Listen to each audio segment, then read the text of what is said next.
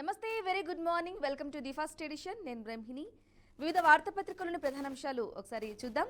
ప్రధానాంశాల్లో ఈనాడు paper తీసుకున్నట్లయితే ఈనాడు పేపర్లో ఒకసారి మెయిన్ హెడ్లైన్గా చూసుకున్నట్లయితే నిన్న జరిగినటువంటి ఉగ్రదాడికి సంబంధించి చాలా కాలం తర్వాత మళ్ళీ ఉగ్రదాడి జరిగింది.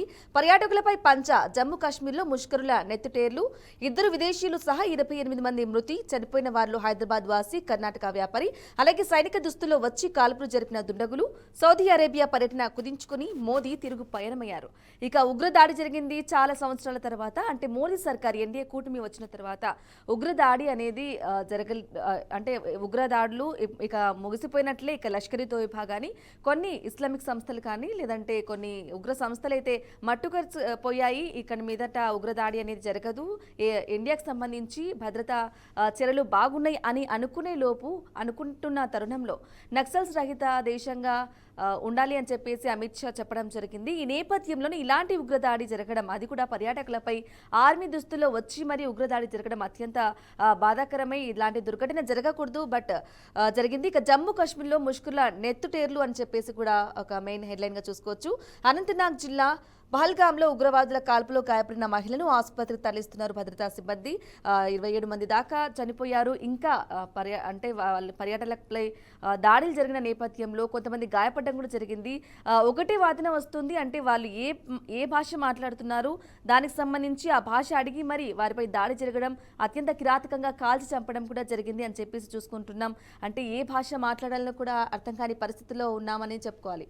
ఇక చుట్టూ ఎత్తైన పర్వతాలు, చెంతనే అందమైన లోయ, దాని అంచనే విశాలమైన మైదానంలో చిక్కుగా పరుచుకున్న పచ్చిక బయలు, ఆహ్లాదకరమైన వాతావరణంలో రమణీయ ప్రకృతిని ఆస్వాదిస్తూ దేశ విదేశాల పర్యాటకులు ఆదమరచి ఉన్న వేళ ఉగ్రముఖ తుపాకులతో విరుచుకుపడింది. సందర్శకుల కేరింతలతో అప్పటి వరకు సందడిగా ఉన్న ఆ ప్రాంతం ఒక్కసారిగా ఆర్తనాదాలతో దద్దరిల్లింది. తూటా గాయాలతో నెత్తురోడుతూ ఒక్కొక్కరుగా నేల కొరిగారు. పచ్చని మైదానం రక్తసిక్తమైంది. ఇక ముష్కరుల అమానవీయ చర్యకు నాగరిక ప్రపంచం నివ్వెరపోయింది. జమ్మూ కాశ్మీర్లో గతంలో ఎన్నడూ లేని విధంగా పర్యాటకులపై నేరుగా జరిగిన అతి పెద్ద ఉగ్రదాడి అయితే ఇది. ఇక కాల్పులను అత్యంత హేయమైన చర్యగా భారత రాష్ట్రపతి ద్రౌపది ముర్ము, ప్రధాని మోదీ, అమెరికా అధ్యక్షుడు డొనాల్డ్ ట్రంప్, రష్యా అధ్యక్షుడు పుతిన్ పేర్కొన్నారు. సాయుధముఖ అనాగరిక చర్యను తీవ్రంగా ఖండించారు. ఘటనపై భాజపా, కాంగ్రెస్ సహా వివిధ పార్టీల నేతలు దిగ్భ్రాంతి వ్యక్తం చేశారు. ఇక ఈ ఉగ్రదాడి నేపథ్యంలో ప్రధాని మోదీ తన సౌదీ అరేబియా పర్యటనను కుదించుకుని ఢిల్లీకి బయలుదేరారు. జమ్మూ కాశ్మీర్లో మరోసారి ఉగ్రవాదులు పేటరేగిపోయారు. మినీ స్విట్జర్లాండ్ గా పేరొందిన అనంతనాగ్ జిల్లా పహల్గాం సమీపం లోయలోని బైసరన్ లోయలో పచ్చని మైదానంలో విహరిస్తున్న పర్యాటకులను సాయుధ ముష్కరులు చుట్టుముట్టి కార్పులకైతే తెగపట్టారు. ఈ ఘటన మంగళవారం మధ్యాహ్నం 3 గంటల సమయంలో చోటు చేసుకుంది. ఇక దుండగులు అది సమీపం నుంచి తుపాకులు ఎక్కుపట్టి తూటాల వర్షమైతే కురిపించారు. మహిళలు, చిన్నారులను కూడా అనేది కూడా ఉగ్రముఖలు వదిలిపెట్టలేదు. ఈ నేపథ్యంలో పురుషులే లక్ష్యంగా దాడి చేశారు. 28 పర్యాటకులు ప్రాణాలైతే కోల్పోవడం జరిగింది. 10ల సంఖ్యలో గాయపడ్డారు. కాల్పుల శబ్దం విని అప్రమత్తమయ్యారు. ఇక మిగతా పేజీ 2లో ఉండబోతుందని చెప్పేసి కూడా ఒక వార్తను చూసుకోవచ్చు. ఇక అమర్నాథ్ యాత్రను అడ్డుకునే కుట్ర కూడా జరిగింది అని చెప్పేసి కూడా ఒక వార్తా కథనాంశాన్ని ఇక్కడ చూసుకోవచ్చు. అమర్నాథ్ యాత్రకు పెద్ద ఎత్తున రిజిస్ట్రేషన్లు జరిగిన సంవత్సరం నేపథ్యంలో ఉగ్రవాదులు అయితే రెచ్చిపోయారు. 38 రోజుల పాటు కొనసాగే అమర్నాథ్ యాత్ర జూలై 3 నుంచి ప్రారంభం కానుంది. దేశం నలుమూల నుంచి లక్షల మంది యాత్రికులు 2 మార్గాల్లో అమర్నాథ్ హిమలింగం దర్శనానికి వెళ్తుంటారు. ఒకటి అనంతనాగ్ జిల్లాలో పహల్గాం నుంచి 48 కిలోమీటర్ల దూరంలో ఉండగా మరొకటి గాందర్బాల్ జిల్లా బాల్తాల్ నుంచి 14 కిలోమీటర్ల దూరం అయితే ఉంటుంది. ఇక అమర్నాథ్ యాత్ర కూడా భారీ సంఖ్యలో యాత్రికులు ప్రయాణిస్తూ ఉంటారు. ఈ నేపథ్యంలో వారిని చెదరగొట్టేందుకు కూడా ఇటువంటి ప్లాన్ అనేది జరుగుతుంది. ఈ నేపథ్యంలో ప్రధాని మోదీ పర్యటన కూడా స్విట్జర్లాండ్ పర్యటనకు సంబంధించి మోడీ పర్యటన విదేశీ పర్యటనలో ఉన్నారు. ఆయన విదేశీ పర్యటన కుదించుకొని కూడా జపాన్ పర్యటనను ముగించుకొని కూడా తిరుగు ప్రయాణంగా ఇండియాకి బయలుదేరారు. ఈ నేపథ్యంలో అమిత్ షా ఫోన్ చేసి మాట్లాడడం జరిగింది.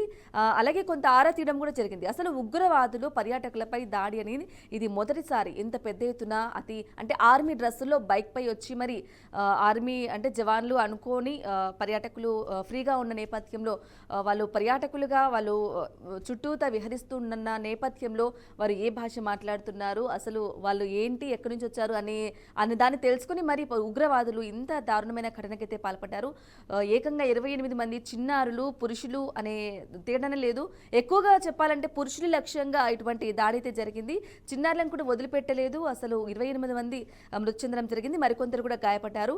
దీనికి మూల్యం చెల్లించుకోక తప్పదు అని చెప్పేసి ఉగ్రవాదులకి హెచ్చరికలు కూడా అమిత్ షా చెప్పడం జరిగింది. ఇక మోదీ అండ్ అమిత్ షా దీనికి సంబంధించి ఎలా ముందుకెళ్తారు అనేది మనం అందరం వేచి చూడాలి. ఇటువంటి ఘటన జరగడం చాలా దురదృష్టకరమనే చెప్పుకోవాలి. ఇక్కడ మరో విషయం చూసుకోవచ్చు. అంతా జగన్ ఆదేశాలతోనే పార్టీ ఫండ్ ఎక్కువ వచ్చేలా మద్యం విధానం సిట్ విచారణలో మద్యం గుట్టు విప్పిన కేసిరెడ్డి.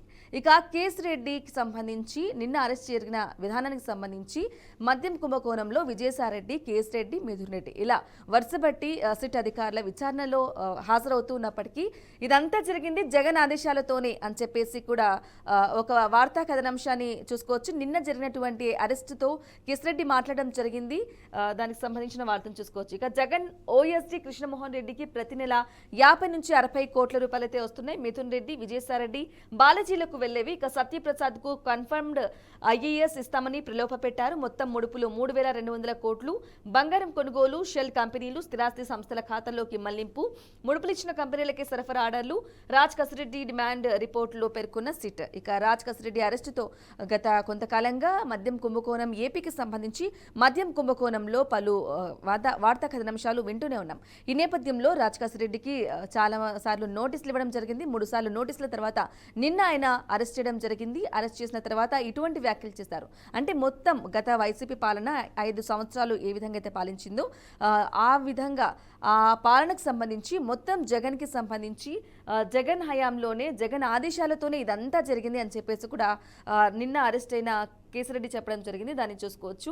అలాగే కేసిరెడ్డికి 14 రోజుల జ్యుడిషియల్ రిమాండ్ అయితే విధించారు. ఆదేశాలు ఇచ్చిన ఏసీబీ కోర్టు విజయవాడలోని జిల్లా కారాగారానికి తరలించారు. నిందితుడి సెక్షన్ 17A అనుమతి అవసరం లేదని చెప్పేసి ఏజీ కూడా వాదించడం జరిగింది. ఇక వైకాపా హయాంలో అత్యధికంగా మద్యం సరఫరా ఆర్డర్లు దక్కించుకున్న కంపెనీలు డిస్టిల్ల నుంచి రాజ్ కేసిరెడ్డి ప్రతి నెల 50 నుంచి 60 కోట్ల ముడుపులు వసూలు చేసి ఆ మొత్తాన్ని నాటి ముఖ్యమంత్రి జగన్మోహన్ రెడ్డి, ఓఎస్డీ కృష్ణమోహన్ రెడ్డి, ఎంపీ పెద్దిరెడ్డి మిథున్ రెడ్డి, విజయసాయిరెడ్డిలతో పాటు బాలాజీ అనే మరో వ్యక్తికి అందజేసేవారని సిట్ దర్యాప్తులో గుర్తించింది. 2019-24 మధ్య ఏకంగా 3200 కోట్ల ముడుపులు వసూలు చేసినట్లు నిర్ధారించారు. మొత్తం కుట్ర రూపకల్పన అలాగే ముడుపులు వసూళ్లు నెట్వర్క్ నిర్వహణలో నాటి సీఎం జగన్ కు ఐటీ సలహాదారుగా పనిచేసిన రాజ్ కేసిరెడ్డి కీలక పాత్ర పోషించారని తెలిసింది. అలాగే MP Mithun Reddy, Vijayasai Reddy, SPY agro industries యజమాని సజ్జల శ్రీధర్ రెడ్డి, అప్పటి సీఎంఓ కార్యదర్శి ధనుంజయ రెడ్డి, ఓఎస్డీ కృష్ణమోహన్ రెడ్డి, ఏపీఎస్బీసీఎల్ నాటి ఎండీ వాసుదేవరెడ్డి, ప్రత్యేక అధికారి డి సత్యప్రసాద్ తో పాటు బాలాజీ అనే వ్యక్తితో కలిసి ఆయన ఇదంతా చేశారని కూడా వెల్లడించడం జరిగింది. అలాగే ప్రభుత్వమే దుకాణాలు నడిపేలా నూతన మద్యం విధానాన్ని రూపొందించే బాధ్యతను నాటి సీఎం జగన్మోహన్ రెడ్డి తనకు అప్పగించాలని రాజ్ కేసిరెడ్డి తన విచారణను చెప్పారని సిట్ అయితే పేర్కొంది. ఇక ప్రభుత్వానికి మరింత ఆదాయం రావటమే కాక పార్టీ ఫండ్ కింద కూడా వైకాపాకు భారీగా నిధులు సమకూరేందుకు వీలుగా ఈ మద్యం విధానం ఉండేలా కుంభకోణం కేసులో కూడా ప్రధాన నిందితుడు A1 అయిన రాజ్ కేసిరెడ్డి సోమవారం సాయంత్రం సిట్ అరెస్టు చేసింది. మంగళవారం మధ్యాహ్నం విజయవాడ ప్రభుత్వ ఆసుపత్రికి తీసుకొచ్చి వైద్య పరీక్షలు చేయించారు. ఇక ఆయన ఆరోగ్యం బాగానే ఉన్నట్లు కూడా వైద్యులు ధృవీకరించడంతో 14 రోజులు అరెస్ట్ చేయడం జరిగింది. తర్వాత కేసిరెడ్డికి 14 రోజుల జ్యుడిషియల్ రిమాండ్ అయితే విధించింది ఏసీబీ కోర్టు. ఇక ఆదేశాలు ఇవ్వడంతో విజయవాడ జిల్లా కారాగారానికి అయితే కేసిరెడ్డిని తరలించడం జరిగింది. ఇక ఏపీలో మద్యం కుంభకోణానికి సంబంధించి రోజొక వార్తను రోజొక వ్యక్తులను ముందు వస్తున్న నేపథ్యంలో కేసిరెడ్డి అరెస్టుతో మరికొంతమంది పేర్లు కూడా బయటకు వచ్చాయి. అలాగే విజయసాయిరెడ్డి కొంత తీవ్రమైన వ్యాఖ్యలు కూడా చూసుకోవచ్చు, సంచలన వ్యాఖ్యలు కూడా చేయడం జరిగింది. ఈ నేపథ్యంలోనే ఏపీ మద్యం కుంభకోణానికి సంబంధించి ఒక వార్తను చూసుకోవచ్చు.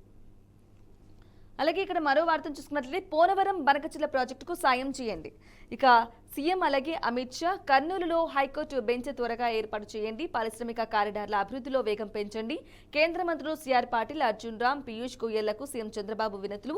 హోంమంత్రి అమిత్ షాతో రాజకీయ అంశాలపై చర్చ అయితే జరిగింది. ఇక ఏపీ సీఎం చంద్రబాబు అమరావతి రాజధాని ప్రధాన లక్ష్యంగా వాటి అభివృద్ధి దిశగా ముందుకు తేలుతున్నారు. ఈ నేపథ్యంలోనే సెంట్రల్ మినిస్టర్ కేంద్ర హోంమంత్రి అమిత్ షాను కలవడం జరిగింది. అమిత్ షాను కలిసి పోలవరం బనకచెర్ల ప్రాజెక్టుకు సంబంధించి సాయం కూడా చేయండి, అలాగే కర్నూలులో హైకోర్టు బెంచ్ అనేది కూడా ఏర్పాటు చేయండి అని చెప్పేసి కూడా పలు విజ్ఞప్తులనైతే వారి ముందు ఉంచడం జరిగింది. ఈ నేపథ్యంలో ఒక ప్రధాన అంశంగా చూసుకోవచ్చు.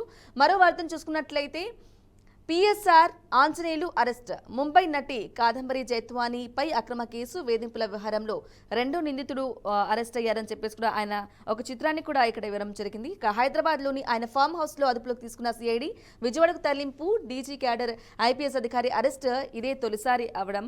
అలాగే వైకాపా హయాంలో అక్రమ కేసులు అరెస్టులతో అరాచకం వ్యవహరించిన నిఘా విభాగం మాజీ అధిపతి ఈయన అని చెప్పేసి కూడా చూసుకోవచ్చు. ఇక విజయవాడ తులసినగర్ లోని సిఐడి కార్యాలయంలోకి వెళ్తున్న సిఎస్ఆర్ ఆంజనేయులు అని చెప్పేసి కూడా ఒక చిత్రాన్ని కూడా ఆయనను వేయడం జరిగింది. వైకాపా హయాంలో జగన్మోహన్ రెడ్డితో అంటగాని అలాగే అప్పటి ప్రతిపక్ష నేత చంద్రబాబు సహా తెదేపాలో పలువురు ముఖ్య నేతలు అలాగే మాస్టర్ మైండ్ గా వ్యవహరించిన సీనియర్ ఐపీఎస్ అధికారి నిఘా విభాగం మాజీ అధిపతి పి సీతారామాంజనేయులు పిఎస్ఆర్ ఆంజనేయులు ఎట్టకేలకు అరెస్ట్ అయితే అయ్యారు. ఇక ముంబైకి చెందిన సినీ నటి కాదంబరి జైత్వానీ ఆమె తల్లిదండ్రులపై అక్రమ కేసు బనాయించి వేధించిన కేసులో రెండో నిందితుడు A2గా ఉన్న ఆయన్ను సిఐడి అధికారులు మంగళవారం ఉదయం 7:30 సమయంలో హైదరాబాద్ లో అదుపులోకి తీసుకున్నారు. ఇక సైబరాబాద్ కమిషనరేట్ పరిధిలోని మోయినాబాద్ మండల అమ్లాపూర్ తన ఫామ్ హౌస్ లో ఆంజనేయులు ఉంటున్నారనే సమాచారంతో సిఐడి అధికారులు అక్కడికి వెళ్లారు. కాదంబరి జైత్వానీ కేసు వ్యవహారంలో అరెస్టు చేస్తున్నామని చెప్పగా ఆయన 10 నిమిషాలు సమయం అడిగి దుస్తులు మార్చుకుని వచ్చి సిఐడి అధికారుల వెంట నడిచారు. ఆంజనేయులు హైదరాబాద్ నుంచి విజయవాడ తులసినగర్లోని సిఐడి ప్రాంతీయ కార్యాలయానికి మధ్యాహ్నం 1:30 అయితే తీసుకొచ్చారు. ఇక దీనికి సంబంధించి ముంబై నటి కాదంబరి జైత్వానీ అక్రమ కేసు బనాయించి ఏ విధంగా తనను ఇబ్బందులకు గురి చేశారు. ఈ నేపథ్యంలో ఆయనను అరెస్ట్ చేయడం జరిగింది. పిఎస్ఆర్ ఆంజనేయులు అలాగే నాటి ఆకృత్యాలకు మాస్టర్ మైండ్ నిఘా విభాగాధిపతి హోదాలు అధికార దుర్వినియోగం అరెస్టు చేశారని వారం ముందే తెలుసు. ఒకసారి లోపలికి వెళ్లి వద్దామనుకున్నాను. ఇక సిఐడి అధికారులతో పిఎస్ఆర్ ఆంజనేయులు ఇటువంటి వ్యాఖ్యలు చేశారు. నాకు అరెస్ట్ చేస్తారు నన్ను అని కూడా నాకు తెలుసు అని చెప్పేసి కూడా కొంత కీలకమైన మాటలు కూడా మాట్లాడడం జరిగింది సిఐడి అధికారులతో. సో దానికి సంబంధించి ఒక ప్రధానాంశంగా ఇక్కడ చూసుకోవచ్చు. ఇక్కడ నాటి ఆకృత్యాలకు కూడా అంటే ఉన్న పదవిని కూడా వాడుకొని ఆకృత్యాలకు బెదిరింపులకు పాల్పడడం కూడా చూసుకోవచ్చు. ఈ నేపథ్యంలోనే నిఘా విభాగాధిపతి అంత స్థాయిలో ఉండి కూడా అధికార దుర్వినియోగం కైతే పాల్పడ్డారు. ఈ నేపథ్యంలోనే ఆంజనేయులను అరెస్టు చేయడం జరిగింది. మరో వార్తను చూసుకున్నట్లయితే ధోనిపాడులో 43.9 డిగ్రీల ఉష్ణోగ్రత ఈ సీజన్లో ఇది అత్యధికం. ఏకంగా ధోనిపాడులో 43.9 అత్యధిక ఉష్ణోగ్రత నమోదైంది. ఇక దానికి సంబంధించి ఎండల తీవ్రతకు సంబంధించి మే నెలలో ఉండాల్సిన ఎండల తీవ్రత ఏప్రిల్ నెలలో అత్యధికంగా ఉంటుంది. 1-2 డిగ్రీలు సాధారణంగా పెరుగుతూ ఉంటాయి. కాకపోతే ఇంత వేడిని అనేది మే నెలలో చూస్తూ ఉంటాం. మే నెల చివరి వారంలో ఒక వారంలో చూస్తూ ఉంటాం. కానీ ఇంత గరిష్టంగా వాతావరణ మార్పులు అయితే చోటు చేసుకుంటున్నాయి. కొన్ని ప్రాంతాల్లో మాత్రం భిన్నమైన వాతావరణ పరిస్థితులు ఉంటాయి. అంటే పగలు ఎండ, రాత్రి అయ్యేసరికి చల్లగాలి, అలాగే వర్షం, భిన్న వాతావరణ పరిస్థితులను కూడా చూసుకుంటూ ఉన్నాం. ఈ నేపథ్యంలోనే ఏకంగా ధోనిపాడులో 43.9 గరిష్ట ఉష్ణోగ్రత అయితే నమోదైంది. ఈ సీజన్లో ఇది అత్యధికం అంటూ కూడా ఒక వార్తా కథనాంశం చూసుకోవచ్చు. రాష్ట్రంలో వాతావరణ నిప్పుల కుంపటి తలపిస్తుంది. మంగళవారం నంద్యాల జిల్లా ధోనిపాడులో 43.9 డిగ్రీల గరిష్ట ఉష్ణోగ్రత నమోదైంది. ఈ సీజన్లో ఇది అత్యధికం అని చెప్పేసి కూడా చూసుకోవచ్చు. ఏడాది మార్చి 29న వైఎస్ఆర్ జిల్లా అట్లూరులో 43.7 డిగ్రీల గరిష్ట ఉష్ణోగ్రత నమోదైంది. మంగళవారం 195 ప్రాంతాలు ఉష్ణోగ్రతలు 40 డిగ్రీలకు పైగా నమోదయ్యాయి. 5 మండలాలు తీవ్ర వడగాలులు, 18 మండలాల్లో వడగాలులు వీచాయి. బుధవారం విజయనగరం జిల్లాలో 17 మండలాలు, పార్వతీపురం మన్యంలో 13, శ్రీకాకుళంలో 7, అల్లూరి సీతారామరాజులోని 2 మండలాల్లో తీవ్ర వడగాలులు వీచే అవకాశం ఉంది అని చెప్పేసి విపత్తుల నిర్వహణ సంస్థ ఎండీ కూర్మనాథ తెలిపారు. మరో 21 మండలాల్లో వడగాలులు వీచేయొచ్చన్నారు. ఇక రాష్ట్రంలోని కొన్ని ప్రాంతాల్లో తేలికపాటి నుంచి ఓ మోస్తరు వర్షాలు కూడా కురుస్తాయని వాతావరణ శాఖ అంచనా అయితే వేస్తుంది. ఇక ఈ నేపథ్యంలో నంద్యాల జిల్లా ధోనిపాడులో ఏకంగా 43.9 డిగ్రీలు ఈ సీజన్ మొత్తంలో అదే గరిష్టం అని చెప్పేసి కూడా ఒక ఉష్ణోగ్రతలకు సంబంధించి ఒక వార్తా కథనాంశాన్ని చూసుకోవచ్చు. వడగాలులు వీచే అవకాశాలు కూడా ఉన్నాయి. ఇక మీదట కూడా మరింత డిగ్రీలు పెరిగే అవకాశాలు కూడా లేకపోలేదు. ఇంకా మే నెలలో కూడా ఉంటున్నాయి కాబట్టి మరో 2 డిగ్రీలు కూడా పెరిగే అవకాశం ఉంది. నేపథ్యంలో ప్రజలు అప్రమత్తంగా ఉండాలి, జాగ్రత్తలు కూడా తీసుకోవాలి. వడగాలులకు బయటికి రాకుండా ఉదయం సాయంత్రం మాత్రమే ఏదైనా పనులు, అత్యవసరమైన పనులు ఉంటే ఉదయం సాయంత్రం లోపే చూసుకునే విధంగా కూడా మన ప్లాన్ అనేది సిద్ధం చేసుకోవాలని చెప్పేసి కూడా వాతావరణ శాఖ ఎండీ కూర్మనాథ్ కూడా ఐఎండీ సూచించడం కూడా జరిగింది. ఈ నేపథ్యంలో మరో వార్తను చూసుకున్నట్లయితే సివిల్ స్టాపర్ శక్తి దుబే తొలి 5గురిలో 3 మహిళలే. తెలంగాణకు చెందిన సాయి శివానికి 11వ స్థానం. తెలుగు రాష్ట్రంలో ఇదే ఉత్తమ ర్యాంక్. ఏపీ అభ్యర్థి బన్నా వెంకటేష్కు 15, మొత్తం 1009 మంది ఎంపిక. తొలి 100 ర్యాంకుల్లో 5, మొత్తంగా 50 మందికి పైగా విజేతలు మన వాళ్ళే అయితే ఉన్నారు. ఇది చాలా గర్వించదగ్గ విషయం. మొత్తం అంటే 50 మందికి పైగా మన వాళ్ళే ఉండడం అంటే 100 ర్యాంకుల్లో కూడా చాలా గ్రేట్ అనే చెప్పుకోవాలి. ఇక యూపీఎస్సీ మంగళవారం విడుదల చేసిన సివిల్స్ 2024 తుది ఫలితాల్లో ఉత్తరప్రదేశ్లోని నైనికి చెందిన శక్తి దుబే తొలి స్థానంలో నిలిచారు.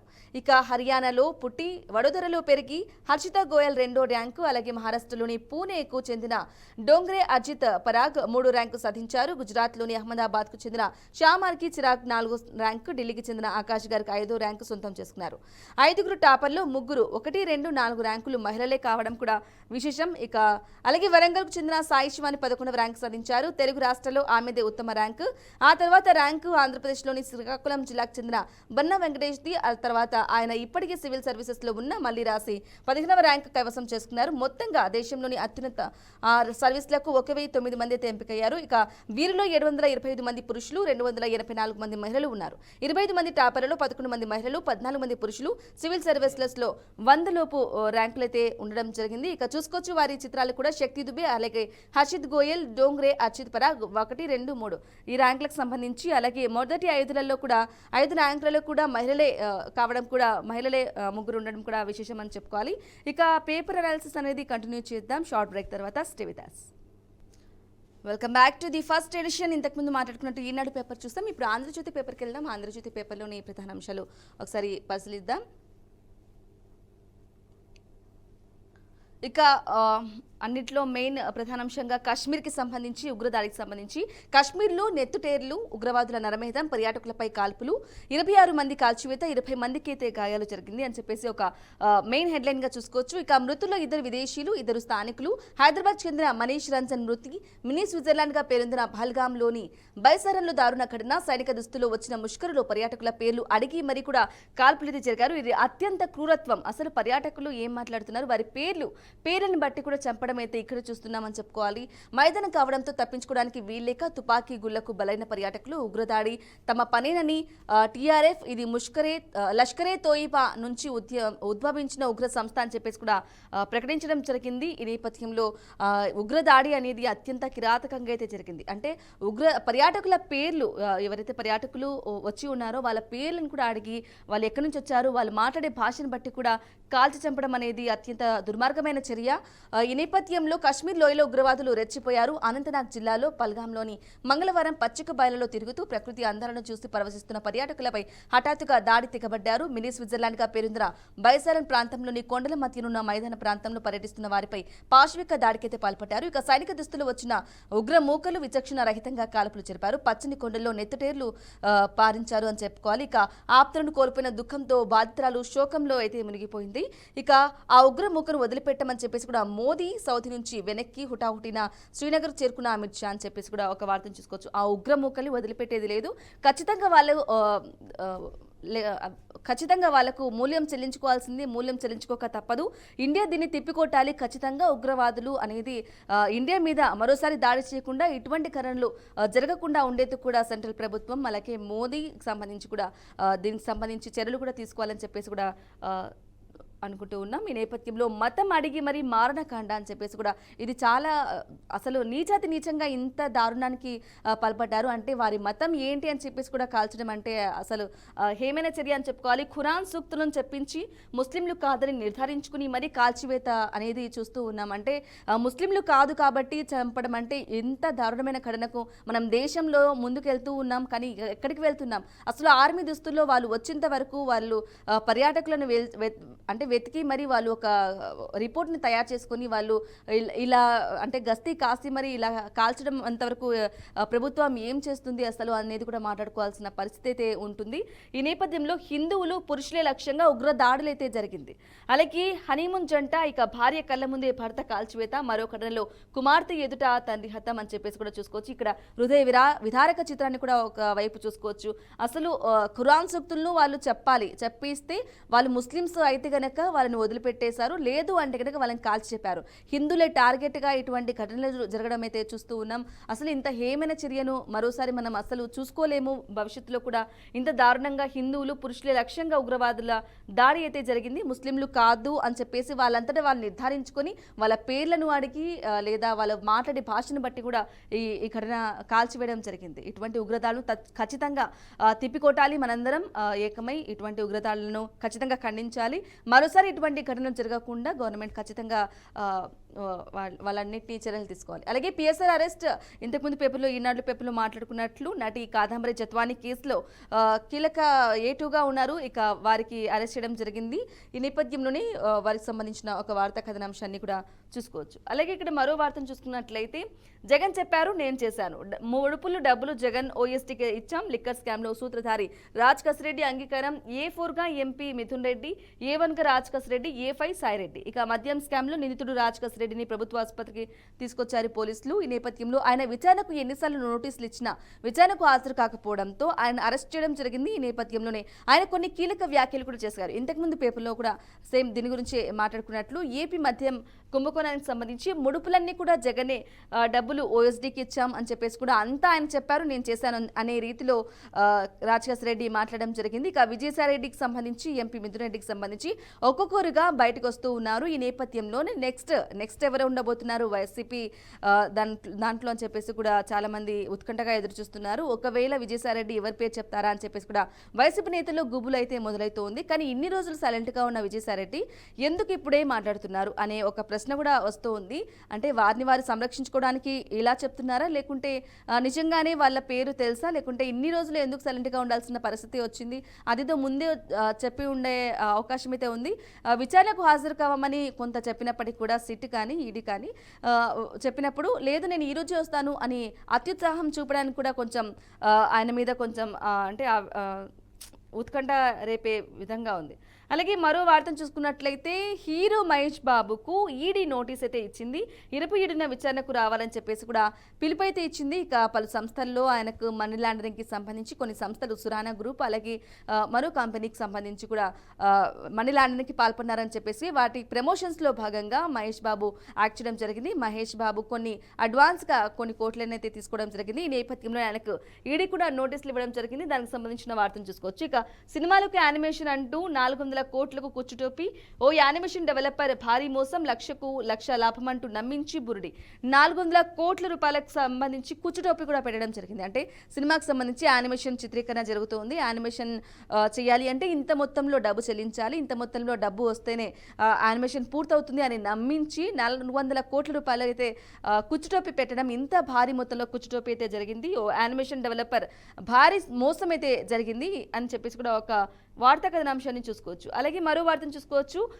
టీసీఎస్ కోసం ఐటీ భవనాలు సిద్ధం, విశాఖలో తక్షణం కార్యకలాపాలు ప్రారంభించేందుకు గ్రీన్ సిగ్నల్, సెట్ నుంచి మిలీనియం టవర్స్ డీనోటిఫై కోసం బోర్డ్ ఆఫ్ అప్రూవల్స్ అంగీకారం. ఇక టీసీఎస్ ఉద్యోగాలకు సంబంధించి నిరుద్యోగులకు ఉద్యోగాలు కల్పించే లక్ష్యంగా ఏపీ ప్రభుత్వం అడుగులైతే ముందుకు వేస్తోంది. ఈ నేపథ్యంలోనే టీసీఎస్ని సాఫ్ట్వేర్ ఉద్యోగాలను కూడా పరిశ్రమల్ని కూడా తీసుకురావడమే లక్ష్యంగా పనిచేస్తోంది ఏపీ ప్రభుత్వం. ఈ నేపథ్యంలో టీసీఎస్కి సంబంధించి విశాఖలో తక్షణం కార్యకలాపాలు జరగాలి, తక్షణం వాటికి సంబంధించి ఉద్యోగాలకు సంబంధించి కానీ ఆ వర్క్ అనేది ప్రోగ్రెస్ అనేది ఉండాలి అని చెప్పేసి కూడా ముందుకు వెళ్ళడం జరిగింది. దానికి సంబంధించి ప్రారంభించే కూడా గ్రీన్ సిగ్నల్ ఇచ్చారు కార్యకలాపాలు ప్రారంభించేందుకు. ఇక సెట్ నుంచి మిలియం టవర్స్ డీనోటిఫై కోసం బోర్డ్ ఆఫ్ అప్రూవల్స్ కూడా అంగీకారం అయితే తెలిపాయి. ఈ నేపథ్యంలో కార్యకలాపాలు అన్ని ముందుకు వెళ్లే అవకాశం ఉంది. విశాఖలో తక్షణం అంటే ఇప్పటికిప్పుడు మొదలైపోవాలి అని చెప్పేసి కూడా టీసీఎస్ కంపెనీకి సంబంధించి వాటి ప్రోగ్రెస్ అనేది ఉండాలి అని చెప్పేసి కూడా ఒక చిత్రాన్ని చెప్పడం జరిగింది. దానికి సంబంధించిన ఒక చిత్రాన్ని కూడా చూసుకోవచ్చు. బీఓఏ డీనోటిఫై చేసిన మిలీనియం టవర్స్ ఇదే అని చెప్పేసి కూడా ఒక చిత్రాన్ని కూడా ఇక్కడ ఇవ్వడం జరిగింది. ఈ దాంట్లోనే టీసీఎస్కు సంబంధించిన కార్యకలాపాలు జరగబోతున్నాయని చెప్పేసి కూడా చూసుకోవచ్చు. అలాగే మరో వార్తను చూసుకున్నట్లయితే ఒంగోలులో టీడీపీ నేత దారుణ హత్య, తన కార్యాలయంలో ఉన్నప్పుడే దుండగుల దాడి, ఆఫీసులోకి ప్రవేశించిన నలుగురు, తలుపులు మూసి కత్తులతో పొడిచి హత్య, 38 కత్తిపోట్లు, చివరగా గొంతు కోసి అయితే చేయడం జరిగింది. ఒంగోలులో దారుణ హత్య జరిగింది. ఇక టీడీపీ నేత దారుణ హత్యకు గురయ్యారు. ఈ నేపథ్యంలోనే తన కార్యాలయంలో ఉన్నప్పుడు దుండగులు దాడి అయితే పాల్పడ్డారు. ఆఫీసులో ప్రవేశించిన నలుగురు, తలుపులు మూసి కత్తులతో పొడిచి హత్య చేశారు అని చెప్పేసి కూడా ఇటువంటి తరచూ ఘటనలు చూస్తూ ఉన్నాం, దారుణ హత్యలు చూస్తూ ఉన్నాం. ఈ నేపథ్యంలోనే ఒంగోలులో మరో టీడీపీ నేతను దారుణంగా హత్య చేయడం అయితే చూడొచ్చు. అలాగే ఇక్కడ మరో వార్తను చూసుకున్నట్లయితే రైట్ ఇక సివిల్స్ లో తెలుగు తేజాలు అని చెప్పేసి కూడా మాట్లాడుకున్నారు. బన్నా వెంకటేష్, సాయి శివాని వారి ఇమేజ్ ని కూడా చూసుకోవచ్చు. టాప్ 100 జాబితాలో 7 మనోళ్లే ఉన్నారు. అలాగే 57 మంది క్వాలిఫై. 11వ ర్యాంక్ సాధించిన ఓరుగల్లు బిడ్డ సాయి శివాని శ్రీకాకుళం జిల్లా వాసి. బన్నా వెంకటేష్ కు 15వ ర్యాంక్. అలాగే తుది ఫలితాలు విడుదల చేసిన యూపీఎస్సీ ఇక 1129 పోస్టులకు గాను 1009 మంది ఎంపిక, 725 మంది పురుషులు, 284 మంది మహిళలు.